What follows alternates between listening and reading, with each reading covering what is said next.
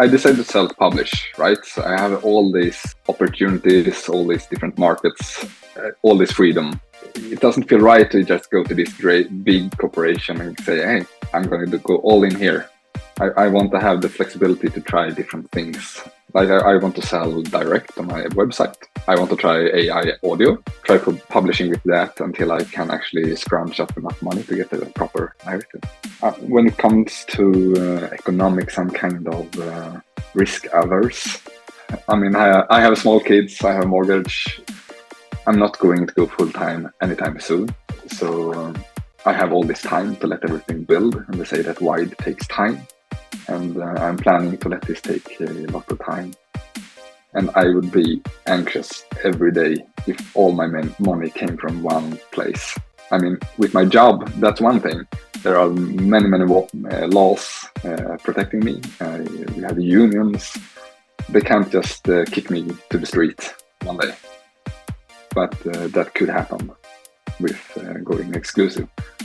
And like I said, you can't get a Kindle Unlimited subscription everywhere. So I don't know. It feels wrong to just stay in one small lane like that.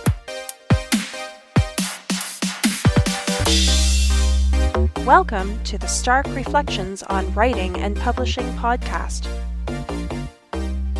There has never been a better time for writers. More information, options, and opportunities are available to you. But navigating these requires insight. Join Mark Leslie Lefebvre as he draws upon more than a quarter century of experience as a writer, a bookseller, and a trusted book industry consultant to explore and reflect on the writing and publishing landscape to help you make informed choices on your writer journey.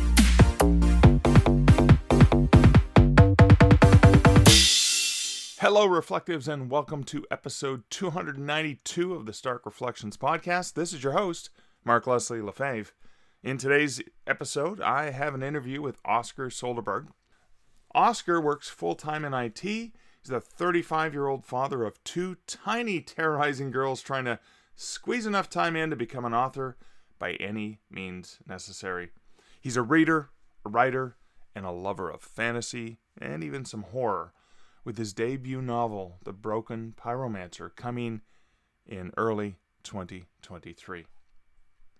So Oskar connected with me as part of my request to bring in a few more authors who are, closer to the beginning of their author journey. But of course, it was kind of funny, and we'll get into the interview, is even though this is his debut novel, it does not mean he has not been working really hard, learning lots of things, and has also even created and written something that's not a book, but that's something I thought was pretty darn awesome.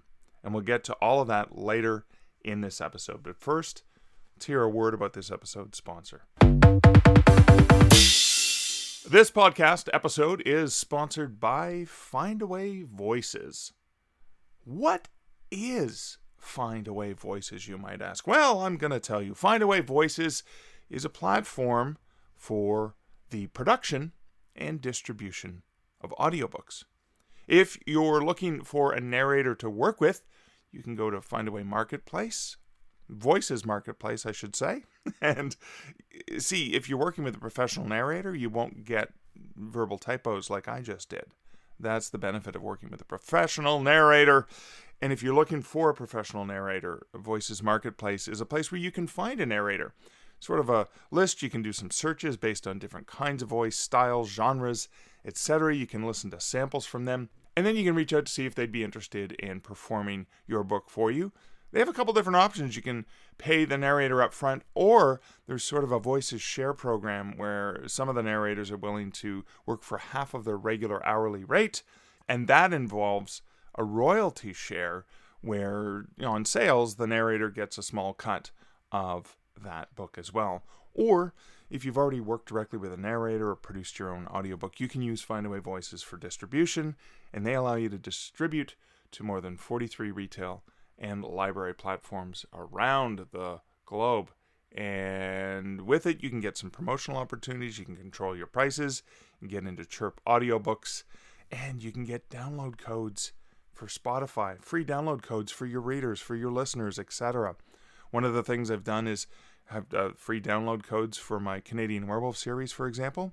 And I've given a bunch of those codes to my narrators because they have their own fans, they have their own audiences, and it helps spread the love and potentially get some reviews on that newer platform, since Spotify is newer to audiobooks, but it is a gigantic platform. And if you want to check out how you can leverage Findaway Voices to get into Spotify and these other retail and library platforms around the globe, you can check them out over at starkreflections.ca/Findaway. And now some comments from recent episodes. These comments are from episode 291, The Importance of a Hero Who Looks Like You, with Alicia McCalla. Over on Twitter, Ron Collins, at RonCollins13, said, "Another great discussion with another great guest. I need to go read some of Alicia's work now. As an aside, a white guy of a certain age who played pretend Spider-Man relentlessly as a kid, her husband's experience made a direct strike home." Thanks for sharing that, Ron. I think you and I are in a very similar boat. I pretended to be Spider-Man. I still pretend, let's be honest, I pretend to be Spider-Man to this day, but I never had to deal with the fact that somebody told me I can't be Spider-Man because of my skin color. And that really hit home for me, and obviously it hit home for you. But it's just so important for us to remember some of these situations when we don't even realize the privilege that we have, or we don't even realize the way that we fit in certain ways, or match certain heroes, or see people that look like us in television, movies, and even in comic books. I did, just a quick aside there, I did connect with Peter Parker because he was a nerd and a loser, and I felt all those things when I was growing up, and I felt like, oh, he's like me, which is kind of universal in many, many ways, but of course he is a white male and living in North America. I was in Canada, he was in New York, but I still identified with him in that way.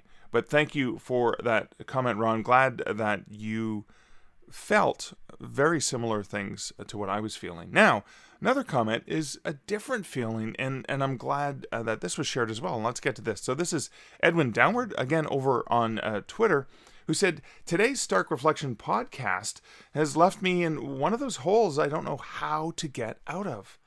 The entire someone like me topic brings me back to how much stories introduced me to people who were not like me and got to do things I wouldn't get to do." And I'm glad you raised that, Edwin, because that is something as well. I remember, growing up in a little town in mid-northern Ontario. We didn't even have a bookstore. We didn't even have like a lot of the things. We had a dairy bar, or there was a dairy when I was really, really young, a mini mart, and a very small grocery store that had closed by the time I was, maybe by the time I was a teenager. I can't remember if it was open, but it was just a very limited experience in this small town. And so even reading about Spider-Man was different because he was in one of the world's largest cities. But I think, and Edwin, you are a science fiction writer, and you probably read a lot of science fiction, fantasy, etc. So therefore, you're reading about these hobbits, or you're reading about people on a starship going off into the universe. And I think, part of the joy of reading is to experience, I was never a super spy agent, but I enjoyed reading, James Bond or whatever the case may be. And I think you raise a very interesting point. Yes, there are the people like me. Even going back to Star Trek, you think about there are people like you that just happen to be not like you because they're captains of a starship and they're officers, etc. But I think one of the values, or one of the cool things, especially when you think about the speculative genres, is I remember somebody saying, and it just stuck with me all these years, is that good science fiction is a mirror held up to reality. Because one of the things that we can do is we can assume these are other people from another time, another place, another dimension, another whatever, but we can say things about society that reflect back on ourselves. So even when it isn't someone who's like you. I mean, I had never been bitten by a radioactive spider and been a hero of any sort, of any type. So, Spider-Man was not like me in so many ways. I still identified, and I'm sure, Edwin, that you did either identify or want to escape into the Dragon Slayers or your Starship Troopers or whatever it was that you were reading that was speculative. So I think that's valuable, because we're not necessarily reading things that are necessarily exactly like us, but I think it's the identity that we can have with the characters. And I'm pretty sure that you loved learning about different kinds of people from fiction and literature too, and that's a very important revelation in what you shared, is that we can use books to learn about other experiences, etc., because there have been studies that have been published that show that those who read, particularly fiction, read more fiction, tend to be more empathetic in nature. So again, thank you, Edwin, for your comment. Thank you, Ron, for your comment. If you have your own reflections or comments, please feel free to share them over at starkreflections.ca in the comment section. You can also share them on, I'm at Mark Leslie on Twitter. And I am, as I'm getting close to episode 300, I'm tempted to post a form so I could have potentially random reflections from listeners, where you can either give you an option to type it in and I'll read it for you, or even more exciting, to have it in your voice, where you can just record a short clip, maybe up to 5-minute clip, or it doesn't have to be that long if you don't want it to be. But I'd love to hear your reflections as listeners. So, dear listener, if you're interested in that, please let me know. You can email me, mark@markleslie.ca. Leave a comment over on episode 292, because I think it'd be a lot more fun for episode 300 to sort of celebrate you and your reflections, your stark reflections, and things that you've either learned from the podcast or from just learning about writing in general, learning about yourself and all of the things related to this wonderful business of writing and publishing. So do let me know over in the comments at starkreflections.ca. And now for a brief personal update. Okay, so Public Lending Right Program. You, dear listener, should be aware of the Public Lending Right Program. Dear listener, if you are in the United States, this does not apply to you, and I'm so sorry, but if you live outside of the United States, in the 35 different countries around the world, including Canada, Australia, New Zealand, Sweden, where our today's guest is from, Denmark, Netherlands, the list goes on. There's 35 countries. Go to plrinternational.com and check it out. Public Lending Right Program is a fantastic program that basically allows, and it's done in conjunction with the local government and support. And here in Canada, it's run by the Canada Council for the Arts, an awesome organization that supports the arts, the creative arts here in Canada. We love that. They're the people responsible for the why we get ISBNs for free. We have the right to bear ISBNs here in Canada. But and it was petitioned for by the Writers Union of Canada. And I'm a proud member of the Writers Union of Canada, and they do some great work, but part of it was petitioning. And I believe that whatever organization in the US seems to have been opposed to this program because they don't want to encourage U.S. author books in libraries, because they believe that libraries are cannibalizing book sales, which is patently not at all true. It's quite the opposite. Libraries actually help with discoverability, and they help authors and publishers sell more books. So get your heads out of your butts, whoever's preventing Public Lending Right from going to U.S. authors. But the good news is the Public Lending Rights Program is around. I've been talking about it for a long time. I've mentioned it several times on this podcast, and I'm going to continue to talk about it a lot because I continue to encounter folks who have never heard of the Public Lending Right Program. I just got a check from Public Lending Right Program. It was a multi-4-figure check, and it was for the appearance of several of my books in libraries. Both my traditionally published books, my self-published books, there's audiobooks, there's ebooks, and there are print books involved, co-authored books, all kinds of things. I've got basically, looking at a 2-page listing. What they do is a random sampling of where they can find these books that are registered over at Public Lending Right Canada. I'm sorry, I'll have the link in the show notes, of course, if you're Canadian, and I'll have a link to plrinternational.com as well, so you can check out your own country's code. But yeah, it was a great program. I get this check every February, and you can register your books here in Canada between February and May. So again, I will continue to talk about Public Lending Right Program because I think it's really, really important, and the more I talk about it, the more people can learn about it, and of course benefit from it, because it's one of the multiple streams of revenue that you can get as an author. Other news is this Saturday, February 25th, I'm going to be in Hamilton, Ontario, all day for the Sharp Words Literary Festival. Now, Noelle Allen, who is the publisher and owner of Woolsack and Wynne Publishing, a great press in Hamilton, Ontario, has organized this one-day event with the folks from Supercrawl. And it's just a festival. There's going to be authors there. There's going to be publishers as well. And Noelle and I are kicking the whole day off at 11 a.m. on February 25th with a talk on publishing, sort of a talk about self-publishing and traditional publishing and all of the options that are available for authors. So that's going to be a lot of fun.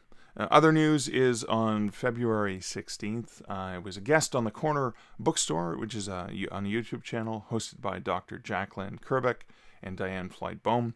And I believe we talked about the Canadian Mounted, I think it was. And thanks to my publicist, Mickey Mickelson, for hooking me up with another great chat. I've been on the show several times. I'll have a link to that over in the show notes. And I can't remember if I mentioned this last week or not, but Julie Strauss and I got back the edits from Catherine, our editor, for Hex and the City. And I've gone through my bits and made some comments and notes and updates, and it's in Julie's hands right now. And basically, we're going to kick that back and forth over the next week and a bit so that we can get that finalized and up for its release on March 14th. I think it's March 14th. Could be the 14th or 15th. Yeah, one of those things. Close to the Ides of March anyway is what we're shooting for. And that's for Hex and the City. And of course, once we finish that manuscript, we can get that over to Scott and Sarah to get the audiobook out there into the world. And that's it for my personal update. That's it for the introductory matter. Why don't we get right into this interview with Oskar Söderberg.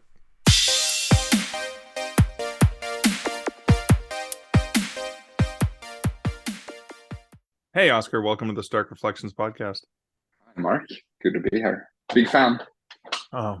Great to have you on. I'm so glad that you reached out because I'm very curious to get your perspective. But before we get into that, can you give me just a bit of your background and how you got into writing? What was that like? Did you always want to be a writer? Well, I always thought that writers were cool. Like since middle grade, pretty much the image of an author sitting in a chair with his typewriter hacking away in some sort of dimly lit room. I really liked that, but I didn't really have any idea of what it would take to actually be a writer. I didn't start writing until I was maybe 25. Okay. And my first serious novel, if you can call it that, is coming next year. So it's coming in 2023. Yeah, it's with my editor now. So I'm very nervous, anxious. And so this is the first novel you've written, or the first novel you've written and gotten to a point to send to an editor and get ready to publish? Yeah, I wrote a psychological horror book in 2017, I think, and set out to self-publish that without really knowing anything. And it was really, really bad. Okay, so no editor, Fiverr cover for actually $5, and no marketing, anything. So how did that work out? Not great, not great. So, But any writing done is practice, I guess. So yeah, so I'm curious. I mean, having done that in 2017, right, and yeah, we're on the cusp of 2023 as we're recording this. Yeah. How did that help you in terms of learning the ropes about self-publishing? Well, at the time, I only knew of Amazon, so I Okay. published there, of course, and I spent a lot of time editing it myself. I didn't Okay. even know I could get an editor Okay. and pay for it myself. So there was some learning, a lot of mistakes, and my main takeaway from that was that it would have to be different the next time. Okay. And I would have to do some or a lot of research. Okay. Now you're in Sweden, right? Yeah. So Amazon is available then in Sweden? Like it's an accessible store to you? It exists. There is an Amazon.se. That's Sweden. Okay. It's not it's not well regarded, Okay. really, and it's not all that great. But do you have access to the .com version, or is it the .se that you have access to for Kindle books or whatever? Yeah, we can access the .com version. That works. We Okay. can't get the Kindle Unlimited subscriptions or anything like that. Oh wait, so it's the Kindle Unlimited is not available. I fail to remember that it's not available in every country, is it? No, it's kind of limited actually. Wow. I'm not sure about other European countries, but not in the Nordics at least. So, do you have access to Kindle Direct Publishing from Sweden? And what other platforms can you access or can't you access? KDP works. Okay. Most of them works actually. Barnes and Nobles doesn't. No. Okay. So I have to go through Draft Digital to get to them. But apart from that, I think everything works. So actually. Google Play is. I know Kobo is accessible. Google Play is accessible there. Apple would be available to you as well. I guess so. I think I'm going through that Draft Digital. Okay. Yeah. Okay. All right. No. Okay. So let's go back to this. So you're releasing. It's going to be a debut novel. The other one was debut fantasy. The other one was the last one is unpublished, forgotten. Okay. The question: are you using the same name, or how did you publish it, or how are you publishing it? I'm sorry, I don't. I mean, same name as the old novel, you mean? Yeah. Did you use a pseudonym? Did you use your name? Are you using the same name on this new book? Yeah, I used Oskar Söderberg on the other one. So if you go digging, you might find it, but please don't. Okay. So I dropped the dots over the O, so it's Söderberg this time. Oh, okay. So people can actually search for my name and find what I'm writing without a special keyboard or a special access to figure. Yeah, the character is not that common, I found. Is it the same genre, or is it something different that you wrote this time? Last time it was psychological horror, and this time it's fantasy, so it's kind of different. Epic fantasy. Yeah, it's more sword and sorcery, but it's turning into epic, so it's kind of humble beginnings, and then it will grow in scope. It's the plan. Okay. All right. Okay. Cool. And so let's talk about your learning and what you between 2017 and let's say 2023. How did you approach this? Where did you start to go looking to see what you needed to do, like learning about editors and stuff like that? Well, I kind of wanted to start writing again for quite some time, but I started up a different project making a game. So wait, you made a game? You're a programmer then as well? I'm not really. I work in IT, but I'm not a programmer. I taught myself programming to make the game. You taught yourself program. What language did you make this game in? Tell us about this. C#. Okay. So it's like the main Windows one. And I built a game for iOS and Android, so it's a mobile phone game. It works kind of like an interactive chat. where you're talking to a person through messages, and depending Okay. on what you write, the person will respond differently, and the story will take a different path. So it's like a choose your own adventure kind of thing. Really? Only you can't use that because that's trademarked. But Yeah, oh yeah, you can't use we learned that from that nope, Netflix nope, TV it's not. series. It's Yeah. not that. It's similar, similar. So Okay. it's like an interactive horror adventure, sort of, with a lot of text and a lot of images. So it's the Wow. woman you're talking to, Liz, keeps sending you pictures throughout the game. Okay, hang And on a second. Is this yeah, available? So people, can I share links in the show notes to this on iOS and Android? yeah, sure. It's called Grey Sojourn. Okay. Wandering Souls. Wandering Souls, Grey Sojourn. Gray Sojourn, The Wandering Souls. Yeah. If I pick up my Android phone right now, I can go onto the Play Store and I can probably purchase this. Yeah, yeah. That's And awesome. you'll find you'll find a lot of images of me and my friends.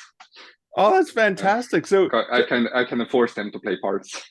So creating this game would have been an interesting process, because you have to have not just one story, but multiple possible stories, right? Yeah, it grows kind of quick. Let me tell you.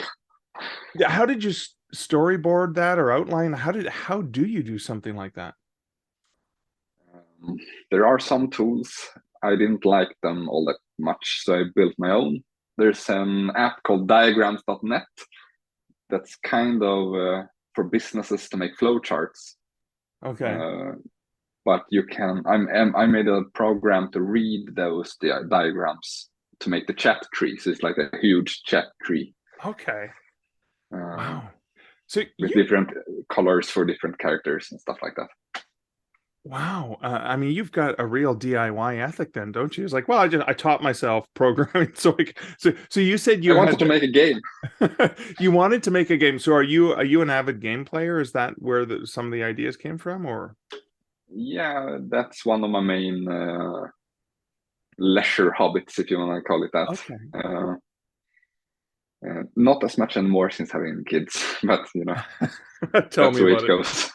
No, I know. The hours and hours you used to be able to spend solving the adventures and just get to that next level. Okay, I want to go. Wow, this is. I didn't realize when we had been chatting prior to the official interview, I didn't realize you had also done that. Okay, so you've done the game. That's kind of cool. Yeah. DIY, which is kind of cool. So you're obviously. You are a seasoned storyteller in a different format, but now you're getting into, okay, I'm going to write a fantasy novel. I'm going to self-publish. Did you know you were going to self-publish it right away, or was that absolutely? Okay. All right. So there was no, hey, I'm going to find a publisher. You said, no, I know I'm going to do it this way. No, I thought about it for a while, but the traditional route is kind of strange if you're not actually in the US. If you're looking for a US agent, for example, okay, the tiny percentage of actually getting a deal is even smaller when you're not actually primarily an English speaker. Okay, and this is a novel you've written in English, right? Yeah. Okay. Yeah, I write some Swedish for. There are quite a few Swedish horror podcasts, so I write short horror stories for those. Wait, you've published for this, because when you write for the podcast, they published it because someone's performed it on the podcast, right? Yeah, I guess, sure. Wow, this is awesome. So I'm telling stories in many different ways, I guess. I love this. I love this. Okay, so let's go back to the research and how you decided, how you learned, how you decided some of the steps along the way.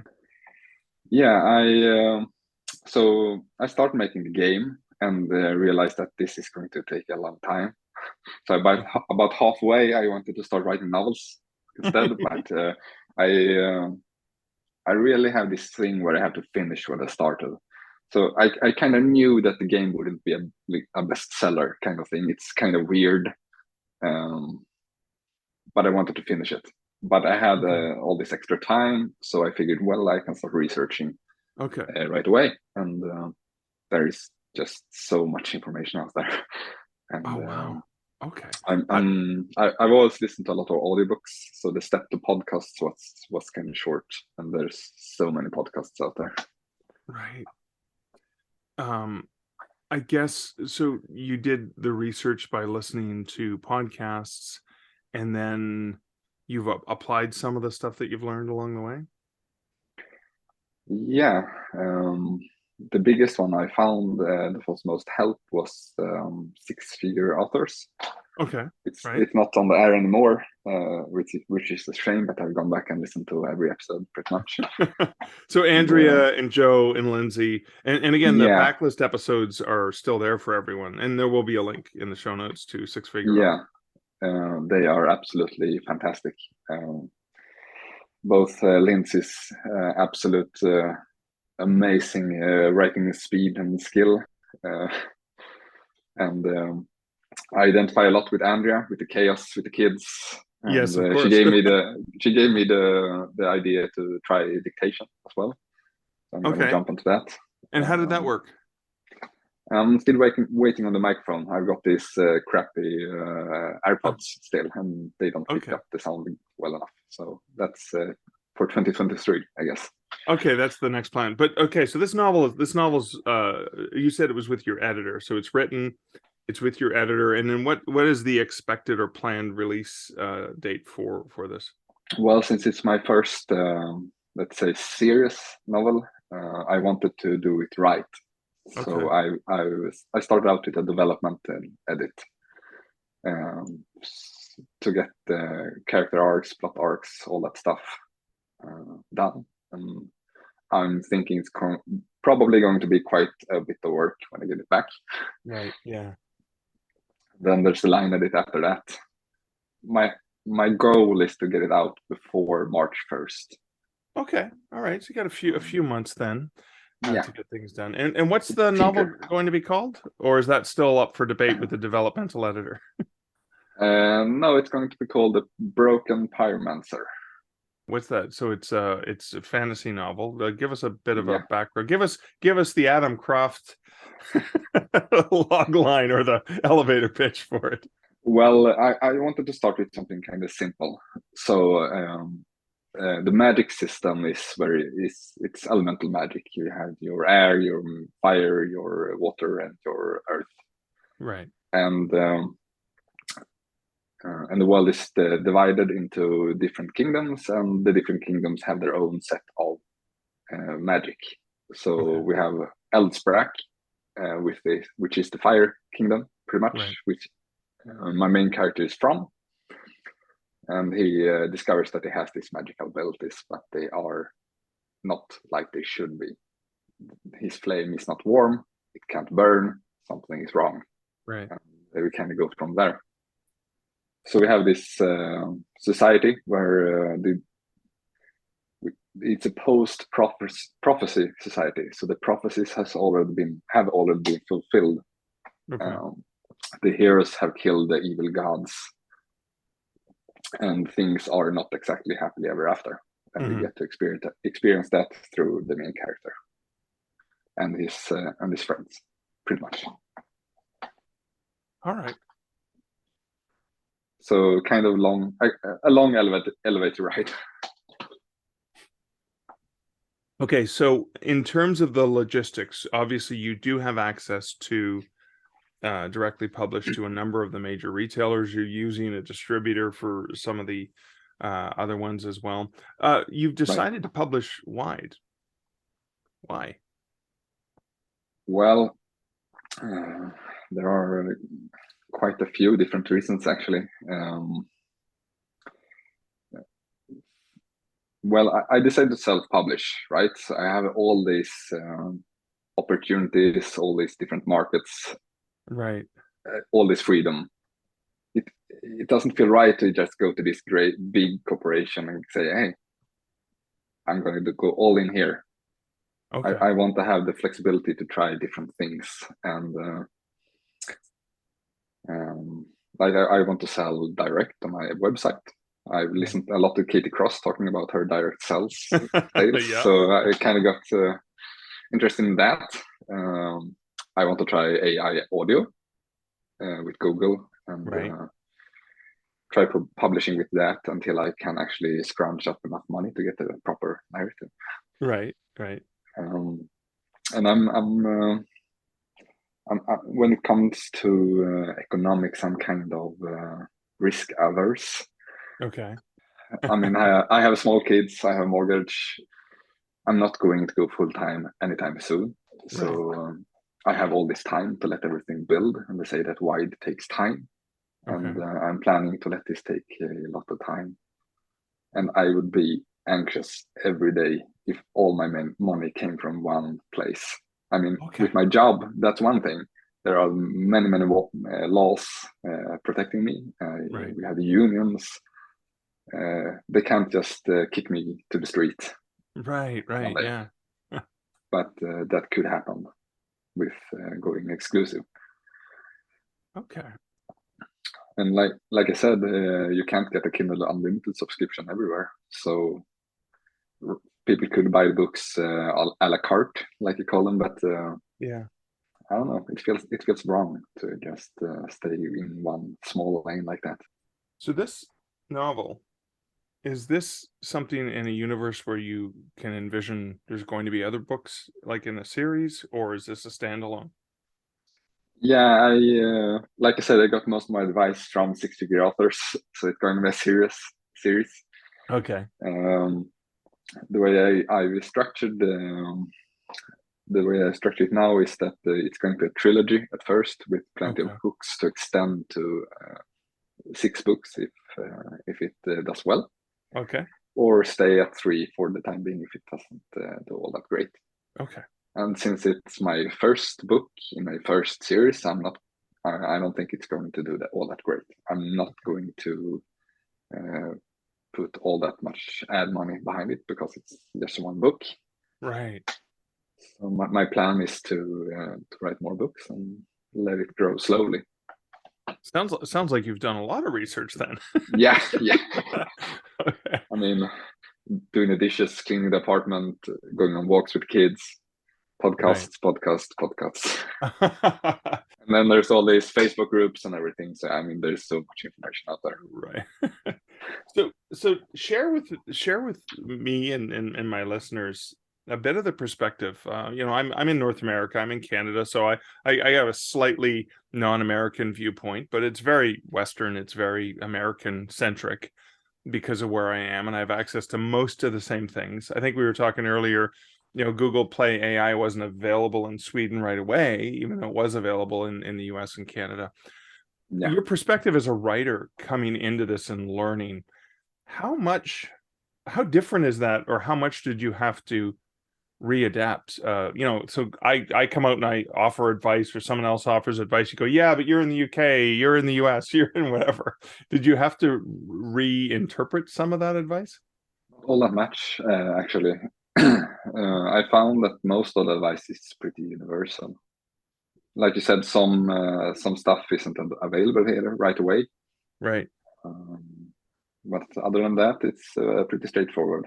I mean, there are very few Swedes actually self-publishing in like this, right, and not in Swedish. So it's a little lonely. But it doesn't seem all that lonely when you have all these people going through the same things, only in different countries. I imagine looking forward to the day where you can very easily call yourself the best-selling English fantasy writer from Sweden at self-publishing. Right. I mean, there are some Swedish authors making a killing in Swedish. Right. But I don't think the climb to being the best selling Swedish author writing in English is all that great, actually. So I'll let you know if I can find that metric anywhere as well. Yes. So that's interesting. You've written horror, right, in Swedish. Yeah. So is there? I know in a lot of European countries, obviously you speak and write in 2 different languages, whereas that's far from the norm over here in North America. So is there a potential cross? I know it's two different genres, but are there people who read in both languages that could potentially go, wait, I've read his, or I've listened to his stuff on this podcast. I'd love to check out his fantasy because I also read fantasy. It's possible, I guess. I think fantasy readers are actually often reading in English because there's just so much out there, and we Right. don't translate all that much, actually. Okay. All right. So there could be some overlap, sure. I'm also kind of infusing my fantasy with some horror elements too. I can't help myself.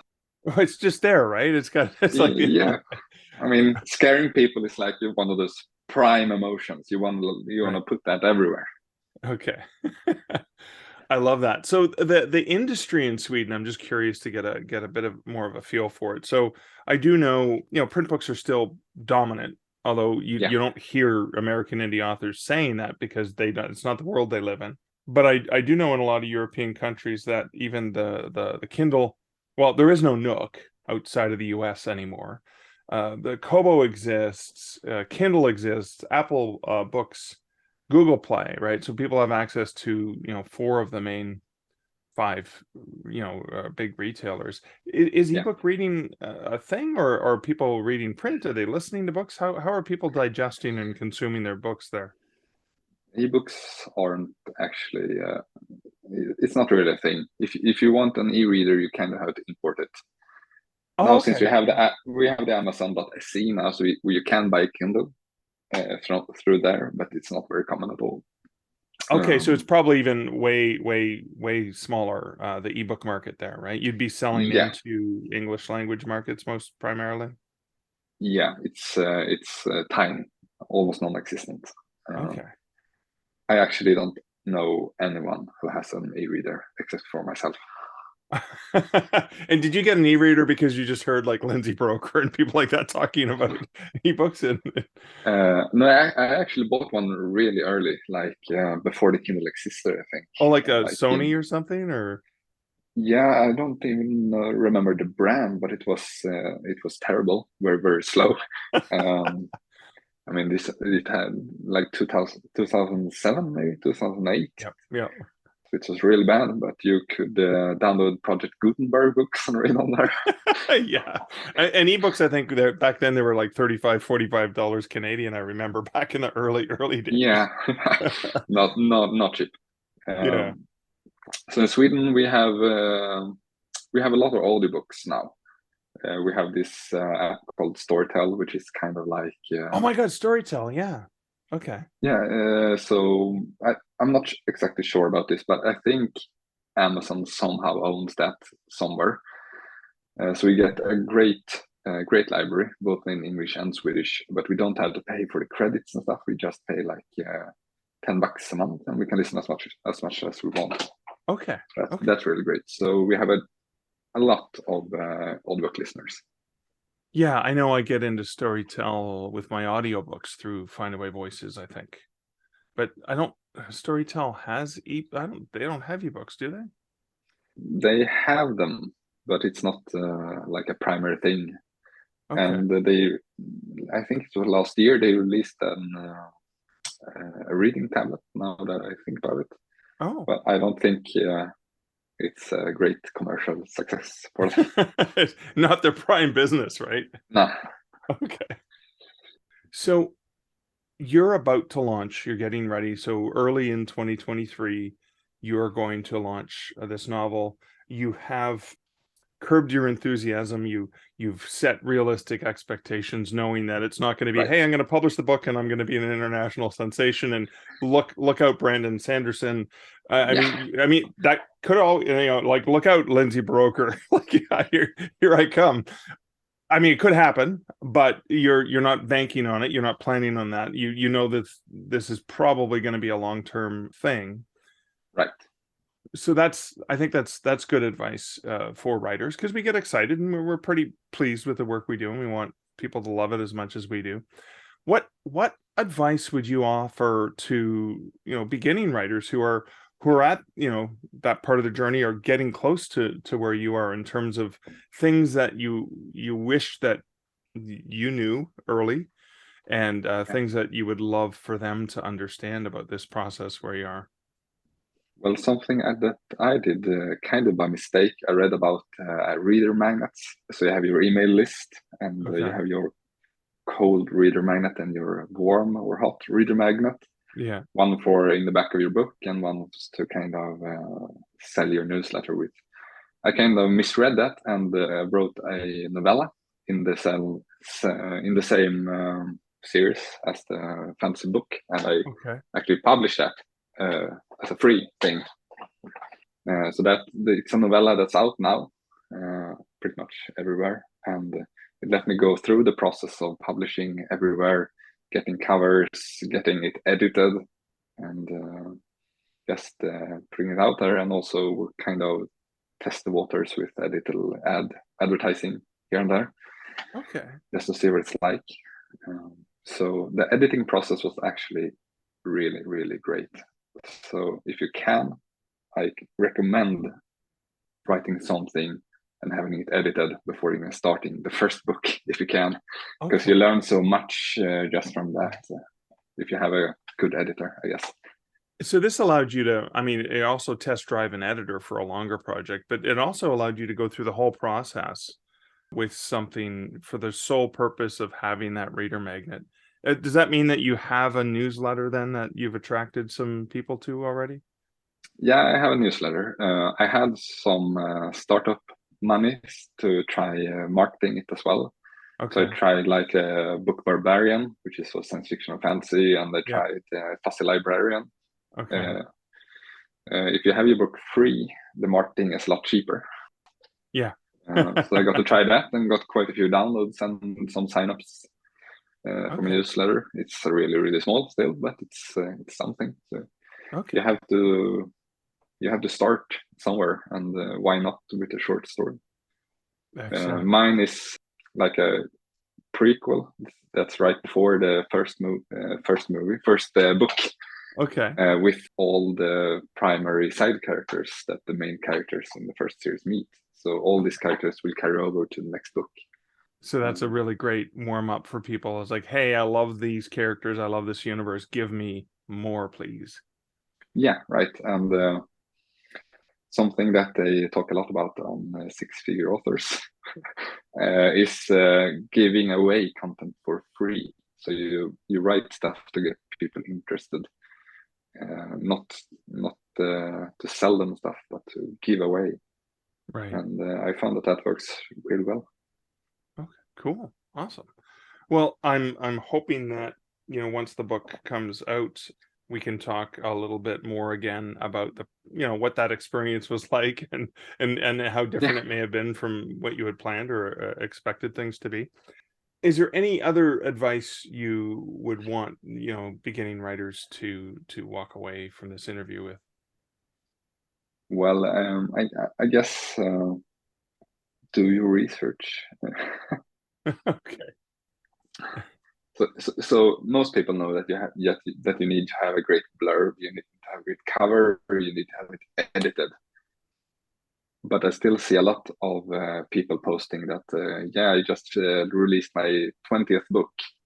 I'm making $200 a month, and then and when you go look at the books, you still see these rookie mistakes. Right. And I mean, I haven't even published my first book, so I'm not the one to judge, I guess. But there's so much information out there. You should find it, read it. There are great blogs out there, Facebook groups, podcasts, like this one. I like this one a lot. Awesome. Well, thank you. I appreciate that. Oskar, can you please share where listeners can find out more about you online? Sure. So I'm not doing a whole lot of social media right now, but you can find me on oskarsoderberg.com. That's Oskar with a K, not a C. Yeah, if you want to read the novella, it's called Eldsprack Academy. You can find it anywhere. Okay. And if you want to try listening to AI, you can find the AI audiobook on Kobo and Google Play right now. Awesome. Well, then I'm sure you'll send me links that I can include in the show notes at starkreflections.ca. Sure, great. Awesome. Oskar, thanks so much for hanging out with me today and for staying up late to do this interview. Yeah, thank you for having me. I'm heading right to sleep now. Okay, so one of the things I wanted to reflect on was, so Oskar had reached out and said you're looking for newer writers, beginning writers, as you'd had some listeners who wanted to hear more from. Well, I'm doing my first book, etc. And then the interesting thing that I found is, and this happens to a lot of us, is we feel like we're at the beginning, but when I looked at it, when I actually spoke to him and I found out, he had been doing a lot of work. He'd already published a book years ago. But here's the cool thing, and this is the thing that's really valuable and important that I want to reflect on, is he did it. He learned some things from the many mistakes he made when he did it. And then he pulled back and said, okay, I'm going to redo this, and I'm going to learn how to do it properly. And he spent years researching, looking, and in his case, it was listening to a lot of great podcasts. He talked about Six Figure Author Podcast and just the various sources of all the great resources, which he reminded people of. There's really great free resources out there if you just take the time to learn and attend to them. And that's important as well, as you can kind of reinvent yourself, right? You can say, well, I tried this and I tried this genre. I was like, it didn't work out the way I wanted to, but I'm going to go back to a genre I've always loved and wanted to share, and worked on that. And then he spent a lot of time, creating that novella, creating that initial entry point to get people on his newsletter. So what I love about this is watching and listening and learning from Oskar about the processes of how he approached this. Now, the other thing that I learned and got some value from is where he is in the world and how his experience is different. And one of the reasons, he's wide, of course, is, well, you can't even get Kindle Unlimited in Sweden. And so it's not even a thing. I mean, obviously, print books are a much bigger thing where he's from as well. But that it's not always the same perception that we have, us writers in North America, for example, or in, the US, the UK, etc., those countries, that there's a different experience from the consumer side. And he can see that different experience because he knows what it is, to what's available and what's not available. And then the other thing, of course, that I think was fascinating is he's already done something really awesome. I talk to authors about IP and licensing their IP and having ideas for creative outlets that aren't necessarily books. That it's part of being wide is multiple sources of income. And then Oskar has this game, right? He's got the game with the branching paths, etc. And it's so cool that he's actually created a game relying on his creativity as a writer. And it's kind of like, but wait a second, that's something so many of us aspire to want to do. And you've already done it. So even though he approached me and said, hey, I want to come on as a beginning writer, I'm thinking, oh my God, but you've done so many other amazing things that most of us just dream of and haven't accomplished. I have purchased the game on the Google app. There'll be a link to it over at the show notes you can check out. I haven't even had a chance to check it out because it was only when I was listening back to this interview that I heard, and I'm like, oh yeah, the game. I forgot about the game, because Oskar and I spoke, I believe it was late 2022 when I interviewed him for this. And I want to check out the game because I think it's pretty awesome. And it's just that reminder of there's always someone we can learn from. It doesn't matter if they're a 7-figure author, if they've published 50 books. It doesn't matter if they have not yet published a book. We can all learn so much from one another if our minds and our hearts are open to learning and absorbing new things about the world. And go back to the reflection, from the beginning, from comments is learning. Edwin talked about, I learned about different people that were not like me, and that's so valuable. And it's so valuable, which is why we are putting such blood, sweat, and tears into getting our books out into the world, in the hopes of sharing that perspective that is uniquely yours with the rest of the world. Now, I did get an update from Oskar. I reached out to him just before getting this episode out and asked him for an update. I said, because when we were talking, you said it was going to be ready for March. It was with a developmental editor. And so he sent me back this update. The developmental edit went well, and it's currently back with my editor for a line edit. It should be back with me in a week or so.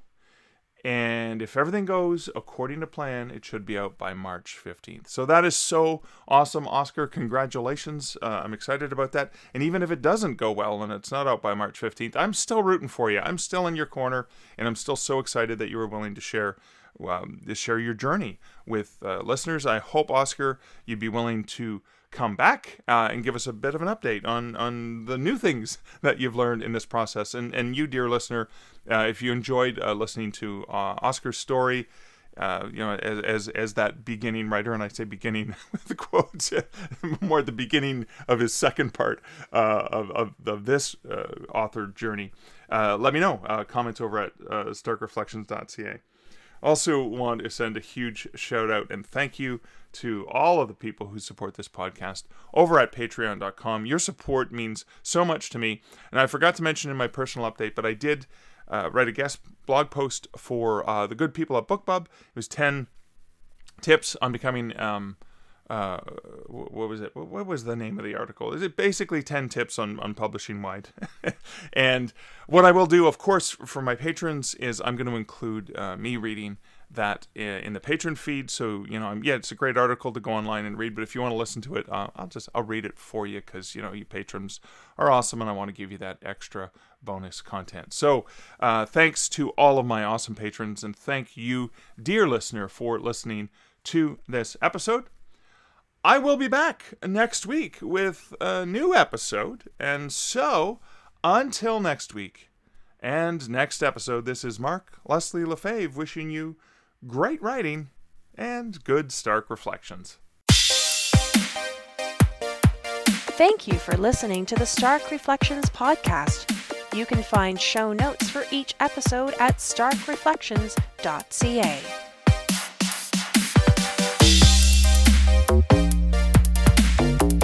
The music for this podcast, Laser Groove, was composed and produced by Kevin MacLeod. Check out more of Kevin's great music at incomptech.com.